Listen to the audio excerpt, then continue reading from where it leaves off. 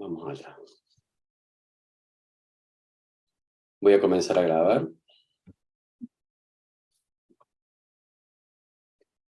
Good morning, everybody. Welcome back for this, in this case, colloquium from the Instituto de Astrofísica de Andalucía in Granada. And today we will have the talk by Dr. Juan Cortina from CIEMAT here in Spain. And he will talk about the Cherenkov Telescope Array, status and prospect. Dr. Juan Cortina will be introduced by our IP of the Severo Ochoa project, Isabel Marquez. Please, Isabel. Thank you, Rene. Good morning or good afternoon, everybody. Thank you very much for being here or in online again, this new colloquium from the Severo Ochoa program. But first of all, thank you very much, Juan Cortina, for having accepted our invitation. It's a pleasure for us to have you here. Juan Cortina is currently a researcher, a research scientist at the CIEMAT, as Rene said, in Madrid. And his work is devoted to the development of scientific instrumentation for the detection of very high energy gamma rays. So it means that energy is higher than 20 GeVs. Using Cherenkov telescopes, his scientific exploitation mainly devoted to the study of galactic sources as gamma ray binaries and supernova remnants. He graduated and earned a PhD in physics at the Universidad Complutense de Madrid, and his thesis was focused on the study of cosmic rays with the Higgs detectors. He worked then as a postdoctoral fellow at the Max Planck Institute for Physics in Munich until 2002, and then as a staff researcher at the Instituto de Física de Altas Energías in Catalan, I don't know how to say it, in Barcelona until 2018. He has led the International MAGIC collaboration, and he currently co-leads the LST collaboration, which is in charge of building the 23-meter telescopes of the Cherenkov Telescope Array. Today, as you know, he's talking about the update of this project. He's going to talk about the status and projects of the CTA, the Cherenkov Telescope Array. Welcome again, and the floor is yours.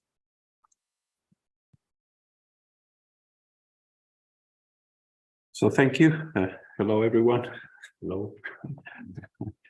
Thank you, Isabel, for the introduction. It's always a pleasure to be here. Thanks for the invitation. So let me go right into the business of introducing the Cherenkov Telescope Array, CTA. Okay. So this is an outlook.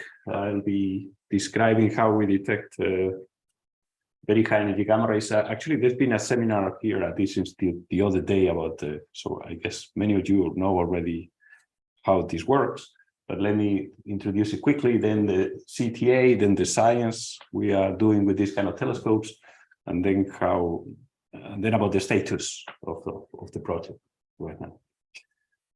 So yeah, eyes on the gamma ray sky. So how we detect gamma rays with Cherenkov telescopes. So as a introduction for total newbies, this is the electromagnetic spectrum from radio to gamma rays, and I'll be talking about something actually to the right of this slide, very high energy gamma rays. Okay. So at the highest, at so-called high energy gamma rays, around more than 30 or 20 mega electron volts, you can do this kind of detection from space with satellites. Okay, satellites like Agile or Fermilat. I'll be talking about Fermilat extensively, with a rather wide field of view, but unfortunately a very limited collection area. To give you an idea, at 30 GeV, so at the energies I'll be talking about, the Crab Nebula, which is the brightest steady object, these satellites will only collect around 1 gamma ray every 3 hours from it. So it's very hard to do science with these photon rates, and you need larger collection areas, and the only way to do that is from the ground. Okay, so typically very high energy gamma rays. This range is typically defined as the range where you detect gamma rays from the ground. Okay, and this starts around, as Isabel already said, around 20 gigaelectronvolts. Okay, so there are essentially two techniques here, and they are both based on the gamma ray producing a shower of particles in the atmosphere, a shower of particles that somehow makes it to the ground, so you can see the tail on the ground with particle detectors. So you can see electrons, positrons, muons with particle detectors, or you can see the light that these particles produce in the atmosphere when it reaches the ground with Cherenkov telescopes. And these are simply light collectors, so the standard telescopes say, with very simple ones, with simple optics, where you collect the light into a camera. Okay. So when you deal with these particle arrays, what you have is an array of many particle detectors on the ground. This was the Higra array in La Palma a long time ago. And where you see the shower and you see that there's a distribution of particles in the ground, and there's a distribution of arrival times of these particles. And from the distribution of particle density, you get an idea of the energy of the gamma ray. And from the distribution of arrival times, as you can imagine, if the particles come from this direction, they will arrive to these detectors first, and then to these ones, and so on. And you get an idea with the arrival times of the direction of the gamma rays. Okay. So these kind of detectors, arrays of particle detectors, they have rather poor angular energy resolutions. They have kind of poor gamma hadron separation, but they have fantastic duty cycle. They can observe the sky for 100% of the time. They are not affected by moonlight, for instance, or by satellite. And they have a large field of view. They typically cover a wide field of view of more than 1 steradian. Okay, so this is one of the techniques using particle detectors, and here it gets personal, because this was my thesis back in 1997, and I used this array in La Palma, which was like 200 times 200 meters, and we wanted to detect gamma rays we didn't detect anywhere. We failed completely to detect gamma ray sources, and now, 20 years or so later, these Chinese have built this gigantic array called laser in Tibet, which is like 20 times bigger, and with a much denser coverage, and with water tanks that provide additional information, and with lots of muon detectors. And they have, of course, managed to detect gamma rays, and as you will see, it's been extremely successful. So this technique has been brought to maturity with this array. You may also use, instead of these particle detectors here, all these guys here, water tanks. They act as particle detectors, like scintillator detectors, but the particle simply generates light inside this big water tank, and it works the same as laser. So you can reconstruct the direction of the gamma ray, or the energy of the gamma ray. Okay, this is Mexico. This is called Roque. But I'll be talking about these Cherenkov telescopes.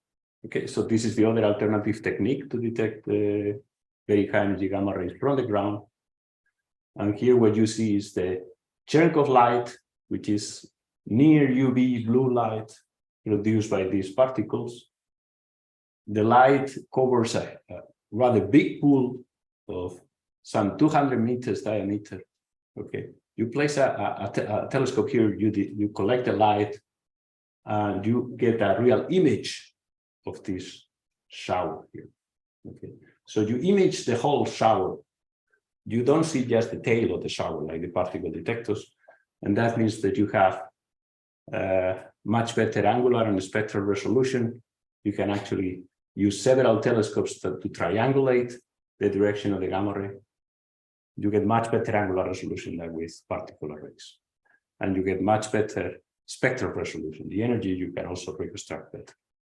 Okay, so the collection area is actually this area, because anywhere you place the telescope, you detect the gamma ray. And that means the collection area is in the order of 100,000 square meters. It's huge. Okay, only with these huge collection areas you can detect gamma rays because they are so rare at these energies. Okay. Unfortunately, you have to operate only on dark nights. Okay, not during the day, not when the moon is around. So they have a duty cycle typically less than 15%. And unfortunately, the field of view is not so big. It's rather like 50 R degrees. I mean, it's huge compared to an optical telescope, but it's only 10 to the minus 3 of the sky compared to particle detectors is small.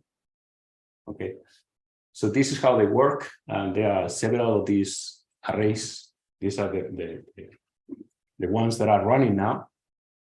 The HES array in Namibia, 5 telescopes.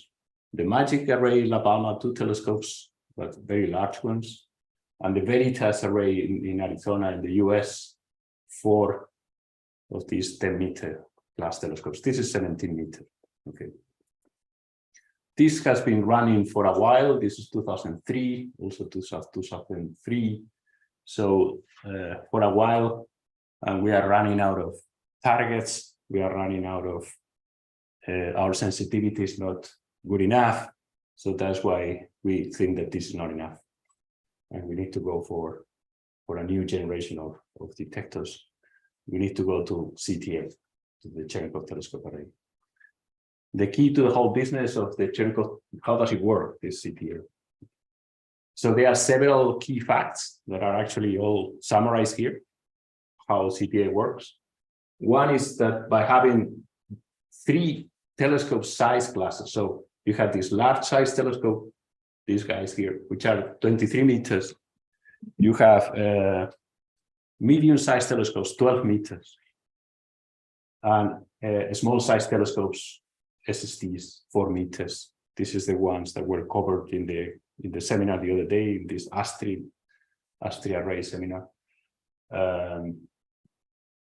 So by having different size of telescopes, you can cover a much wider range, extending from 20 GeV, 20 giga electron volts to more than 1 tera electron volt. Okay. By having many telescopes, you increase the sensitivity because you cover you have a much wider collection area. By having 2 sites, one in the northern hemisphere, another one in the southern hemisphere, you can cover the full sky. Okay. And as I said, this is in the order of tens of telescopes. So you will beat the current arrays that are only 4 telescopes or so by far. Okay. So these are the key facts about the CTA. This is actually where the sites will be. So this was decided quite some time ago. Well, the headquarters will be in Italy. There will be a science data management center in Germany, in Berlin.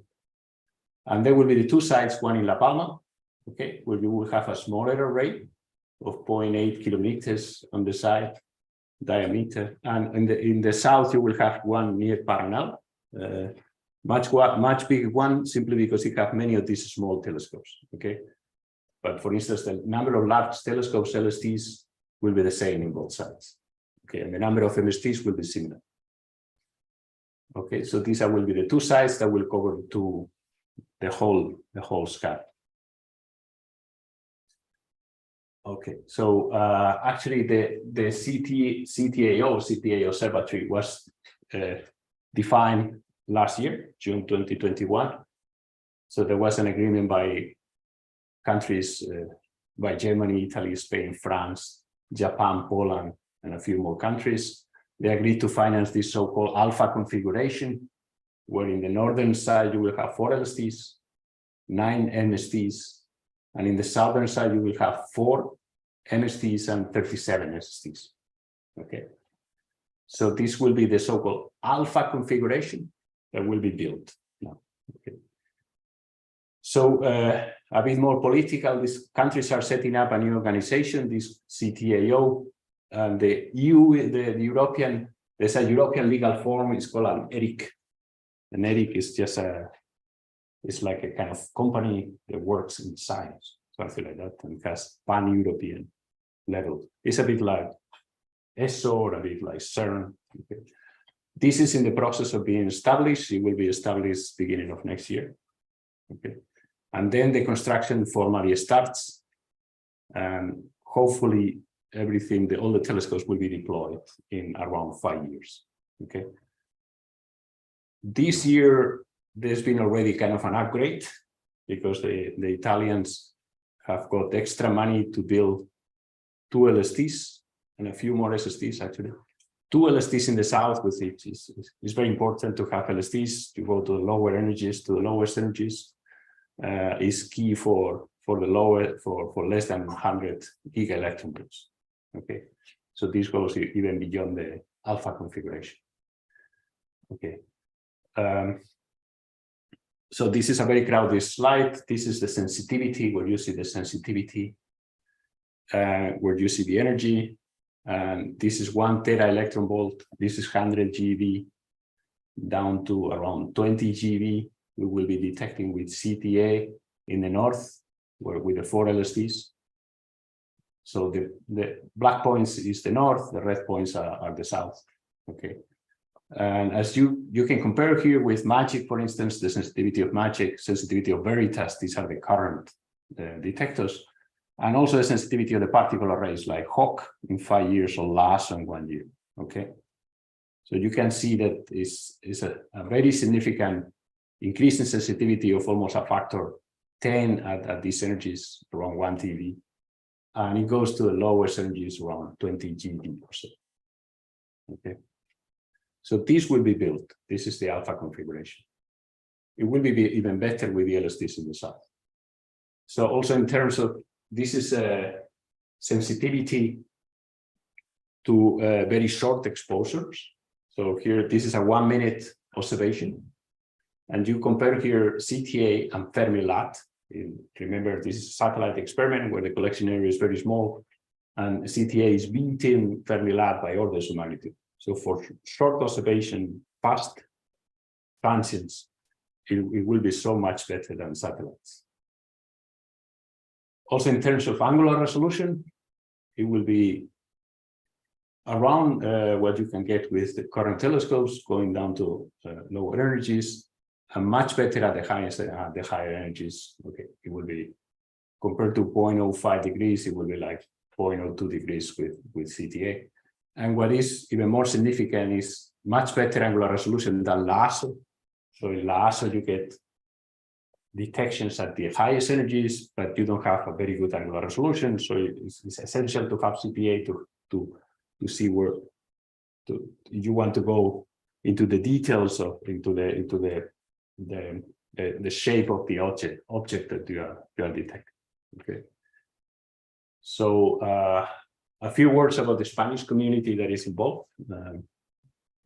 There's something like 140 scientists and engineers working in all these 12 groups, including this institute, IAA, but also many groups from, you can see a big map here, many groups from Barcelona and Madrid, IEC in the Canaries, and also the University of Jaén here in Andalusia as well.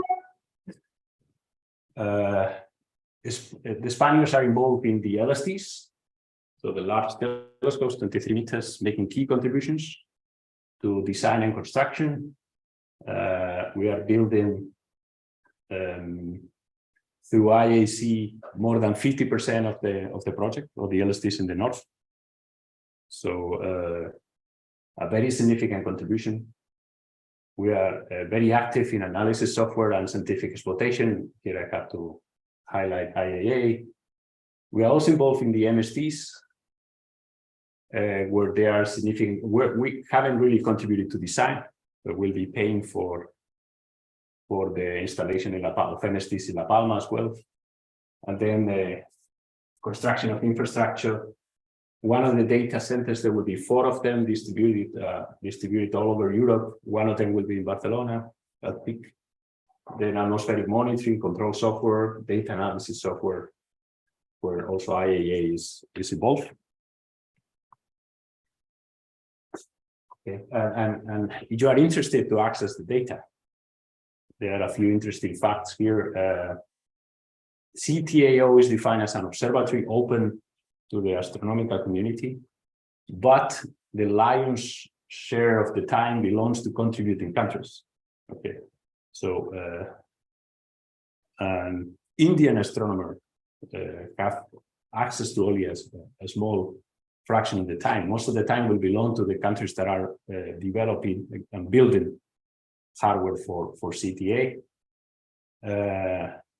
In fact, this will be monitored. I mean, each country will get essentially time proportional to the investment.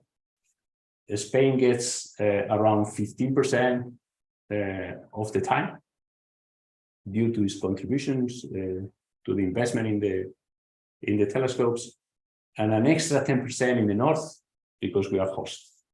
So this is the kind of access that we will get in Spanish institutions. In addition, there will be guaranteed time, which is a significant amount. It's like 40% of the time for 10 years, for the first 10 years, where only institutions that have contributed hardware to CTA will be able to access. Okay, these are this is the so-called CTA consortium. Okay, a consortium of scientists that have been involved in the construction and will get this guaranteed time. So all these institutions I mentioned before are part of this consortium, and they will have access to this guaranteed time. Okay, so I want to now spend a few minutes on the science that we are planning to do with these telescopes. So there's actually a very wide science case, starting from cosmic particle accelerators. So what I show here is actually a bit small, but this is our galaxy. With the current instruments, we can only see cosmic ray accelerators like supernova remnants or possibly nebula in a small part of the galaxy. With CTA, we expect to see the whole galaxy. So we should be able to see any accelerator in the galaxy, especially accelerators that go to the knee, to go to beta electron volts. Much wider range in distances. We are actually interested. We plan to make a real census of the particle accelerators in the universe, and I mean different scales from the Cygnus region, for instance, at the level of subgalactic particle acceleration, regions of galaxies to the whole galaxy of Andromeda, for instance, to a starburst like M82, ULIRPs, I mean, even stronger starbursting galaxies like R220, right? So to try to cover the whole range of sizes of the accelerators, going from subgalactic to very active galaxies. Okay, so we see a lot of jetted sources, so galaxies with a jet or GRBs. So we will like to look for signatures, hadronic acceleration in the jet.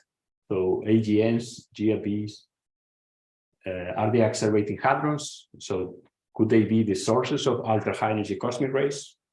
We'd like to answer that question. Are AGNs or GRB the sources of extragalactic neutrinos? Okay, I'll come back to this. Especially GRBs, we are especially interested. I will come back to this.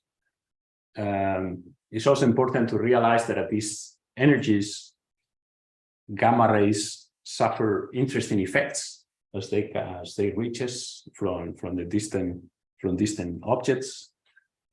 Here is an AGN jet. The gamma rays are produced here before they reaches.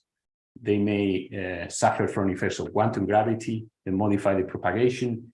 The speed of light may change, okay, for these particles. So we are doing this we plan to do this kind of studies with AGNs, with gamma rays from AGNs. And gamma rays may trace annihilating dark matter, right? Because in some models, weakly interacting dark matter particles, they may two dark matter particles may interact and produce secondary particles, gamma rays at this energy range, because that's the range where the mass of these WIMPs is expected to be. So we are looking for this characteristic spectral signature in the targets that may come from dark matter. Okay, so yeah, this is what we actually wrote down in a book that was published already in 2019. Okay, we try to cover the whole science that we expect to do with CTA. There's actually a concept here of the key science projects where we try to tackle all these basic questions with a number of long-term projects. So we are planning to make long-term projects extending many years, including, for instance, a survey of the galactic center. So to focus our telescopes on the galactic center and to make a survey of that area around a few degrees around the galactic center, to make this is the antenna galactic plane survey. So not only the galactic center, but along the galactic plane. A survey of the Large Magellanic Cloud, even an extragalactic survey. So for the first time, we will try to go for an unbiased survey of the outside the galaxy, the galactic plane. We are also we have a plan to observe transients. We will try to detect cosmic ray pevatrons, so sources that go all the way to the beta electron volt. As I talk about star-forming systems, where you have cosmic acceleration, there's a key science project about active galactic nuclei and about galaxy clusters. So each of these key science projects has been carefully planned to optimize the scientific output we can get with CTA. Okay. My belief is that we need to update the book, because in the meantime, we are actually still finding a few amazing things with the current generation of telescopes. And that's what I would like to show in the next slides, to show you that the field is evolving even beyond what was planned initially for CTA. Okay, so we got all these exciting news coming from multi-messenger observations, specifically for neutrino and gamma ray sources. Already back in 2013, IceCube reported the first evidence for high-energy extraterrestrial neutrinos. So now we know that they are neutrinos that come from outside the Earth, they come from the universe. Okay, they could detect them beyond the atmospheric background. So we know that they are neutrinos coming from out there. Back in 2018, a common observation of MAGIC and IceCube reported for the first time an AGN that emits neutrinos. So there was gamma ray detection with MAGIC, very high energy gamma rays, consistent with the direction of a neutrino, just one neutrino, but it was significant enough. Okay, the correlation. Okay, this was 2018.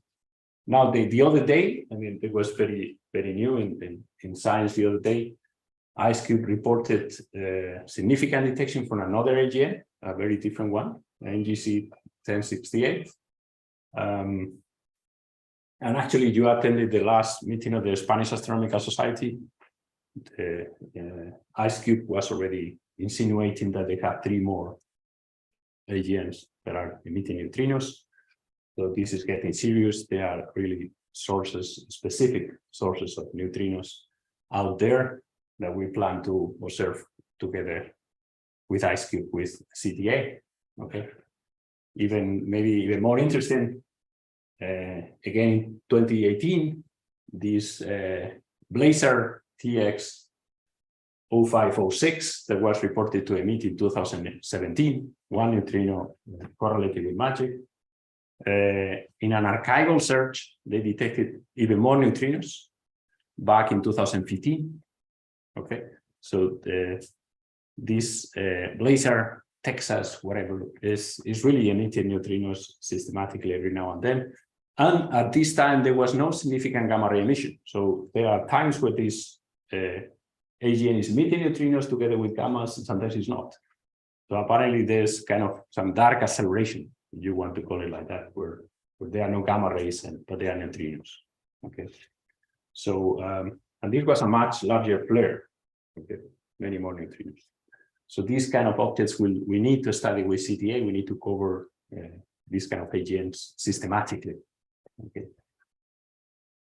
There are new types of, actually completely new types of sources, like TeV halos, where you have, this is the moon.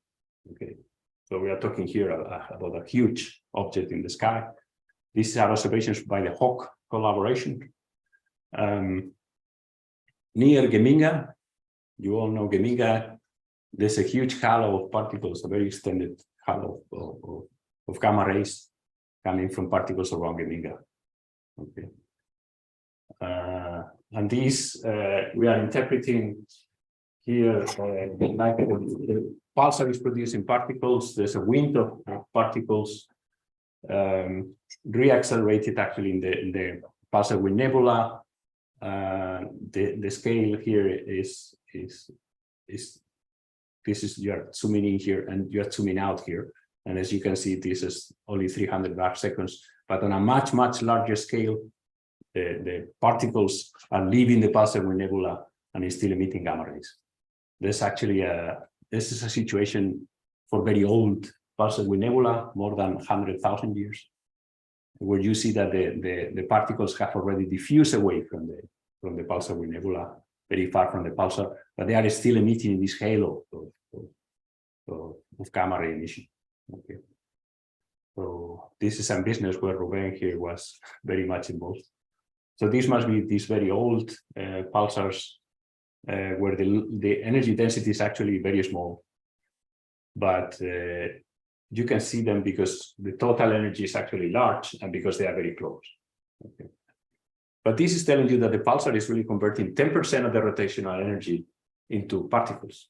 Okay, so the pulsars are very efficient accelerators of electrons and positrons, which could explain this remarkable excess in electrons and positrons reported by Pamela or AMS in the past, that some people were attributing to dark matter. Okay, so this may be coming from these kind of objects. Even more interesting, LASSO, I told you before about LASSO, this huge Chinese array, okay, sensitive at much higher energies, is reporting, and this is a table from this paper in Nature with 12 so-called pevatrons, where you have emission up to energies of almost 1 PeV. Okay, this is actually even more than 1 PeV, 10 to the 15 electron volts. Okay, and you with very clear detections and rather large fluxes. This is in crab units, 1 crab, 3 crabs. So there are these objects that are emitting up to beta electron volts with very high flux. They are normally very extended. Okay, this is one of them, where you can see the spectrum going all the way up to almost 1 PeV. Okay, we don't know what they are. They could be pulsar with nebula. They could be one of the halos. They could be supernova remnants. Okay, so the emission could be leptonic or hadronic. It's very hard to tell because, as I told you, the angular resolution is bad. Okay, so you see a blob in the sky. This is 1 degree, so more than 1 degree blob in the sky. And inside this blob, you may see a lot of things. You know that there are remnants, supernova remnants, maybe pulsar with nebula, but you don't know what is what. Okay, so you definitely need here the high spectral and angular resolution of CTA to complement these observations with much better angular resolution. Okay, you want to see what is inside these pevatrons. Gamma reverse has also been a news in the last years. Amazing news of it all started with the detection by magic of a GRB. This one, 1901-14. Okay, this is the magic flux. This is the magic flux going down. This is time, and this is 200 seconds. So in the first 200 seconds, this is X-ray. So this was the prompt emission of the gamma reverse going down, and we detected very clear signals from this GRB the moment we started to take data, simply. It took 50 seconds to get there, and then we started to observe, and we immediately saw a signal. Okay, this was pretty amazing. Now we can say that the GRB is actually emitting not only in radio visible X-rays, but even higher than 100 GeV energies in the afterglow. So this is not the prompt emission, the internal shocks, but this is actually the external shock of the GRB. Is the afterglow. The afterglow is emitting. Okay. This is actually what you see here is a spectral energy distribution, and this is the magic range. This is Fermi-Lat, and this is X-rays. So this GRB is emitting almost as much energy in X-rays as in this second component. There's a second component at very high energies. Okay, it's amazing. This is a very astronometer. Even at these very high energies, there's a second component that is emitting here, probably coming through inverse Compton of the photons in the jet with electron cells synchrotron Compton. Okay, and this is totally new, something we didn't know. Okay, was proved by magic. Actually, immediately 3 more GRBs were reported. It was amazing. After many years looking for GRBs, we suddenly Hess looked into the archive and they found one. Hess reported another one in the same year, and then in 2020, another one by magic at a redshift of more than 1. So one could wonder if we are stupid because we spent like 20 years looking at these guys and we didn't see anyone. But now I think we were just pessimistic. So we were focusing too much on the prompt emission, so the first seconds, and we didn't expect a very bright afterglow even hours after the GRB. We didn't look for long enough, actually. Okay, so now for CTA, we can get much larger statistics. We're hoping to detect the prompt emission and to detect a short GRB, maybe together with a gravitational wave event. That would be amazing. In our dreams, we think on this. Even more amazing was what happened a few days ago. This is a telegram, a GCN circular by LASO again. These Chinese people, they reported for this very bright GRB, the brightest GRB in X-rays so far, 2010-09-8, and also the brightest in Fermi-Lat. At a relatively short distance, 0.15 redshift, LASO detected gamma rays up to almost 20 tera electron volts. Okay. So if magic was detecting gamma rays up to 1 tera electron volt, this is up to more than 10 tera electron volts with a huge significance. So it's clear thousands of gamma rays, they claim, 5,000 photons. So they probably detected the prompt emission of the GRB. And this is, unfortunately, it was full moon, so we couldn't do anything with Cherenkov telescopes. I told you before. It was very unfortunate. But it's clear now that there are many multi-TeV gamma ray bursts. There's a whole population of gamma rays to explore, and we need CTA to cover this range from 20 GeV to 1 TeV. Okay, this is really amazing. Okay, so there's still another type of gamma ray emitter since we published the book about this energy range, which is novas. You probably all know what novas are. You get a white dwarf with a main sequence star or a red giant. And this recurrent nova is Ophiuchi, okay, which is having these eruptions. This was 1933, and this is optical.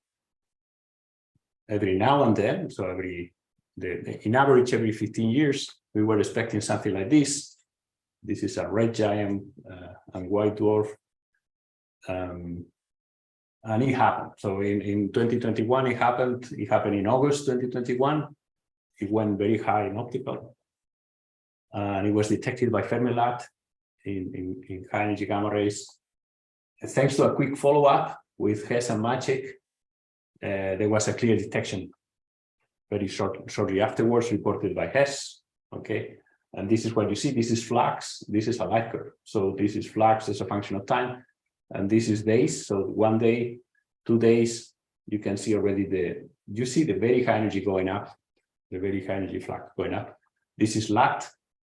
So LAT was going up probably before the very high energy emission, okay, and then it was going down. And it was still active even after 30 days, okay. So pretty amazing.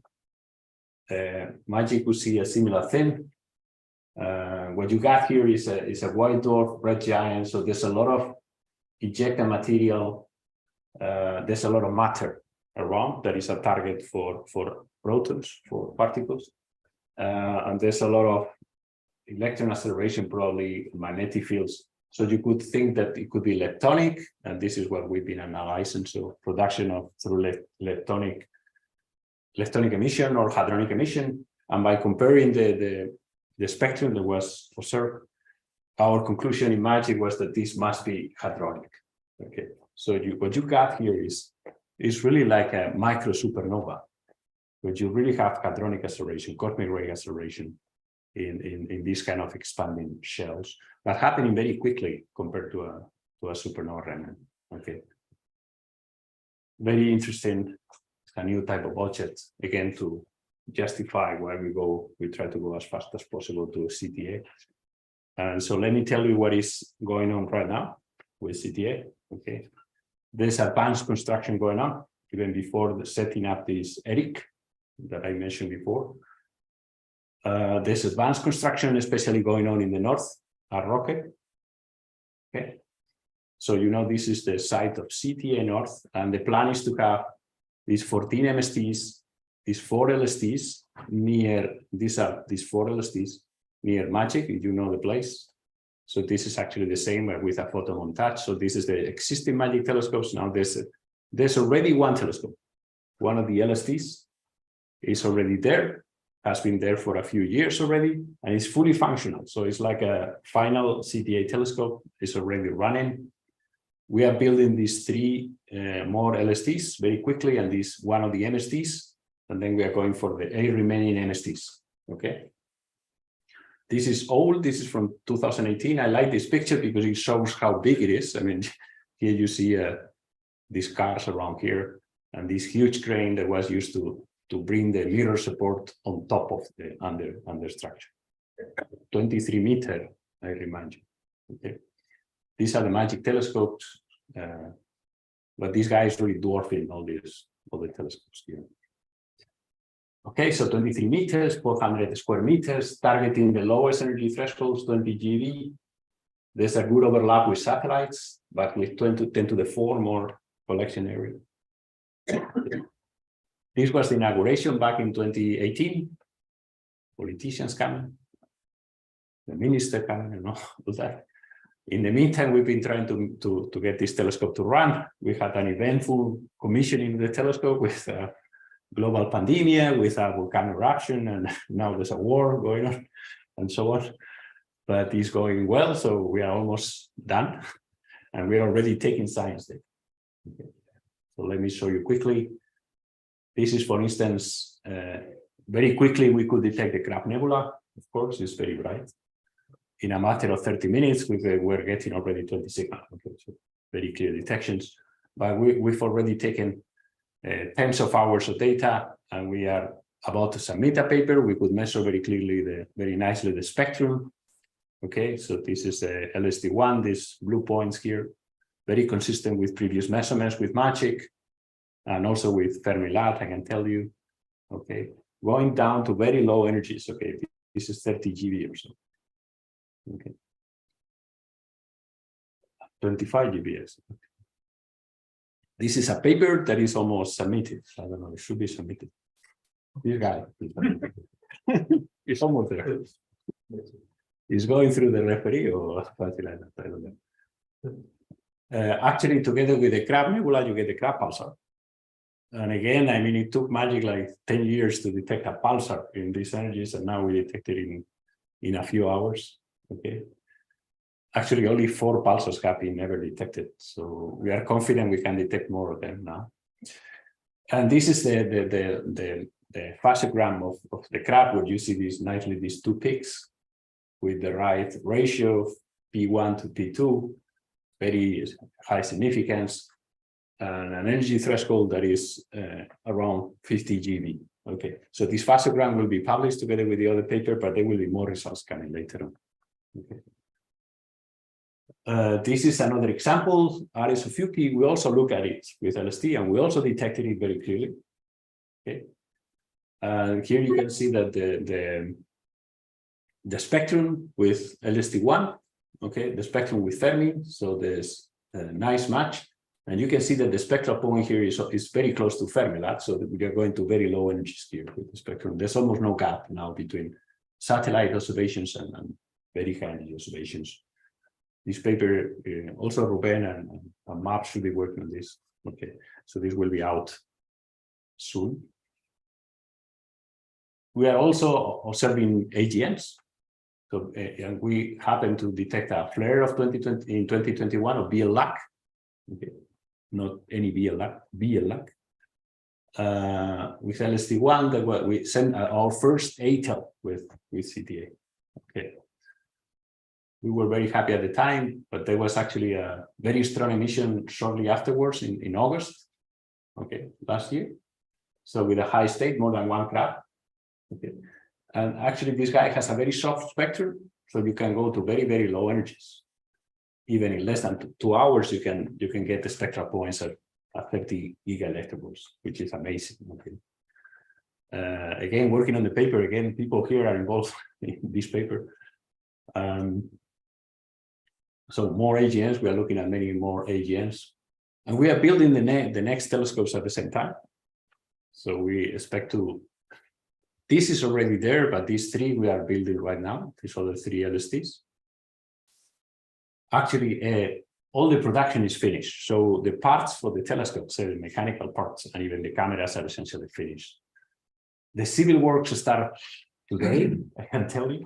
Right now, there's a meeting with the architects to clarify the last points and to get started with the civil works, digging the ground, making the foundations, and then everything is ready. I mean, you can see everything is ready for deploying. So civil works will come, then next year the mechanics will come, and next year the cameras will come. Okay, so you should expect the telescopes in 2025.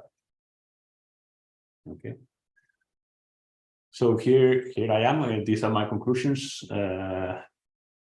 I believe this field remains a lively field. There's a constant flow of new discoveries, and it's really observationally driven. So you get new things that even nobody expected. Okay.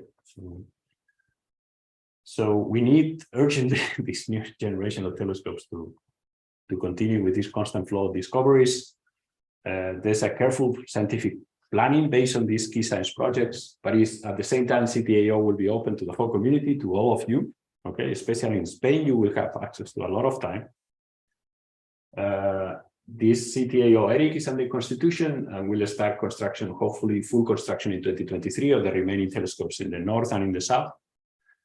But there's already advanced construction, so the first LST is finished and is taking data, and there are 3 more LSTs expected in 2025. Okay. So thanks, everyone. Thank you very much, Juan, for this talk. So now the talk is open for questions. I think someone in the room, in the Salón de Actos, can manage the questions. Yeah, take care of the questions here. Okay. Okay. So, go on, please. Yeah. So, are there any questions? Okay. Yeah. So you mentioned a couple of times. I'm not sure I understand well. What is the link between the size of the telescope and the energy range that you are sensitive to? Are these 2 linked together? Mm-hmm. I was too fast, so it was impossible you could understand. But so the amount of light that the gamma ray produces is proportional to the energy. Okay, so the more energy, the more light. Now you need very small telescopes to detect very high energy gamma rays. Instead, you have to go to these huge telescopes to go down to 20 GeV energies. So you need a few of these guys to cover the 20 GeV to 1 TeV range then you need a bit more, a few more of MSTs, 10 meter, to go and cover from 100 GeV to, and then you have many of the small ones at the highest energies where you can afford to have a small mirror. Good. Yes. More questions? No? No. I have always wondered how, I mean, you were talking about the share of the observing time that every building country is going to have, and that Spain will have something like 15% plus an additional 10% because it is a host country. So how is that additional 10% going to be managed? Is it going to be through proposals or through science projects or something like that? So is there an idea or a discussion about that already? Okay, so there are two different things. One is the key science projects, and another one is the open time.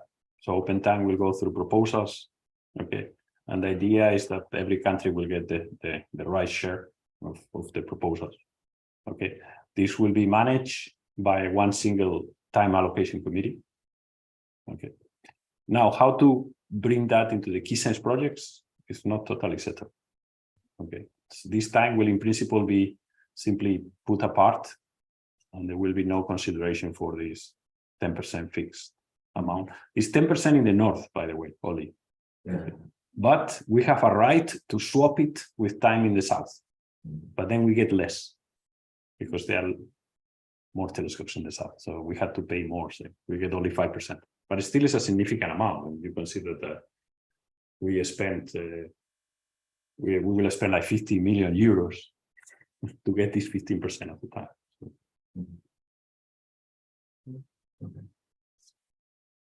okay. More questions? One? I have a question regarding the neutrino connection in the area that you mentioned. There were two plates detected by us. The two plates were detected, or only the last one? Well, I didn't understand the plot. where is it?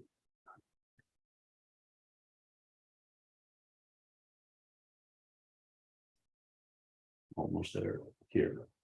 Okay, so this was, there was one neutrino coming, and then this triggered magic and triggered the other telescopes, okay? And we detected gamma rays, okay? This was the flare that was initially reported everywhere and was published, okay? But the first plate. And then IceCube looked back into their data, and they found that there was a lot of neutrinos also. I mean, here there was one neutrino, so here there were maybe 10 neutrinos or something like that. Along 2015, actually, was almost a long period of almost one year. So the difference between the second and the first is that there were neutrinos, but they were not assigned to that. Yeah, because here, I mean, because there was an association with gamma rays. This made this Blazer, Texas, whatever. This convinced everyone that this is a neutrino emitter, right? So once you are sure that this guy is a neutrino source, you can go back into your data, but now you only look for this specific AGN, okay? So you deal with it especially, and this is more significant than if you look for all the AGNs in the sky. I mean, you look for all the AGNs in the sky, every now and then an AGN by coincidence will have some neutrino and so on, okay? You cannot trust this as much as after detecting it together with gamma rays, okay? So now this is a special Blazer. We know that is emitting neutrinos. We trust this kind of detections much better. Instead, for this one, for instance, 1068, you don't have any prior. So you look at the whole sky and you look for the guys that are really significant. It's not that they look for this guy especially. They look at the whole sky, all AGNs in the sky. So. Also, the important point is that during the first flare that you are talking about, there were no gamma rays. So only this guy, yeah. But yeah, this is even more interesting. This guy, we know that emit neutrinos sometimes, we know significantly that it emits neutrinos. But here you get a significant emission of neutrinos and gammas at the same time sometimes. But here there are many neutrinos and no gammas. They're coming from the same position. Coming from the same position in the sky. Yes. Yeah, it's from the same position in the sky, according to the ice cube angular resolution. That it could be another source in the field. It could be another AGN that just happens to be damn it. But yes, but after all, there are not so many neutrino candidate sources, right? This is for sigma, okay? So I agree to your skepticism sometimes. I'm a skeptic. Okay. Okay. Okay. Are there more questions? Are there like science days that involve both sides, like the north and the south side, or they will be independent? Okay, so many of these key science projects involve the two sides. Because there are surveys or... Because there are surveys, there's a Stargalactic survey, for instance, we try to be unbiased, okay? And sometimes you get a transient that you want to follow, and sometimes you can observe the same source from both hemispheres, okay? There's quite an overlap, actually. So you want to follow a GAP afterglow, yeah. Okay, more questions? I have just a quick one. So you were actually showing some results from very recently from LASSO, right? And in the south, so LASSO is in the northern hemisphere. In the southern hemisphere, there may be another particle detector as LASSO that will also cover the highest energies. And actually, in the sensitivity curves that you were showing, there is already the LASSO sensitivity curve, the one from the south that is called SWIGO.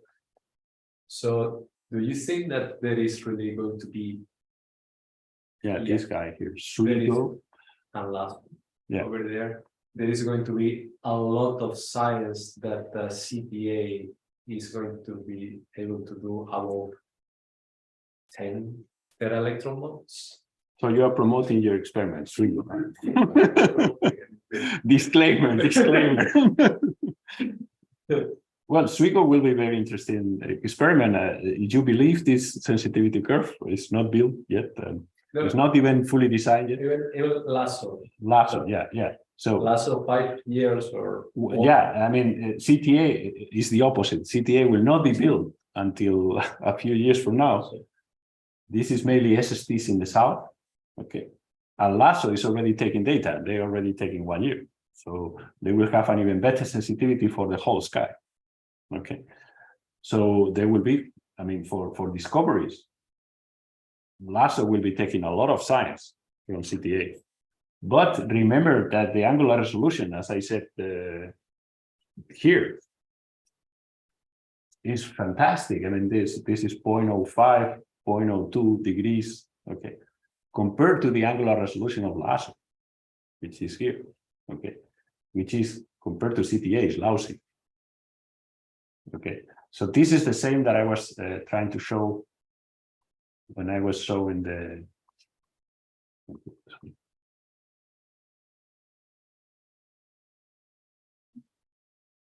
these kind of objects that are huge, these pevatrons. They know that there's something there, but the angular resolution is so bad that there are many things that are inside this box. Okay, inside this spot here, there may be a huge supernova remnant, 1 degree or so, but then also maybe a small supernova remnant that you don't know anything about. And you need a very good angular resolution to decouple all the possible sources. Okay, and for that you need CTA, so you need an angular resolution that is as good as 0.02 degrees. Okay, so there's competition, but there's also quite some complementarity too. Thanks. Also for transients, I guess, no? I mean, CTA will be much more sensitive on small timescales. I mean, the cubes that we were shown now were for 1 year integration for LASSO, whereas 1 year integration on a source from CTA, which is not going to happen. But, Exactly. I mean, or you will be able to make very detailed light curves. At the same time, I have to be fair to LASO. You saw this gamma reverse from LASO, right? So because they have a duty cycle of 100%, they can catch the prompt emission. They are always looking. If it happens to be in their huge field of view, they will see everything. Okay. So they are complementary, really. Okay, thanks. Any other question? Okay, so in the room there are no other questions. Rene, I don't know if there are any questions. Okay, on Zoom, I do not see anyone asking for a question. So if any participant on the Zoom meeting, on the room, you can raise your hand and ask the questions. Otherwise, we can end the talk.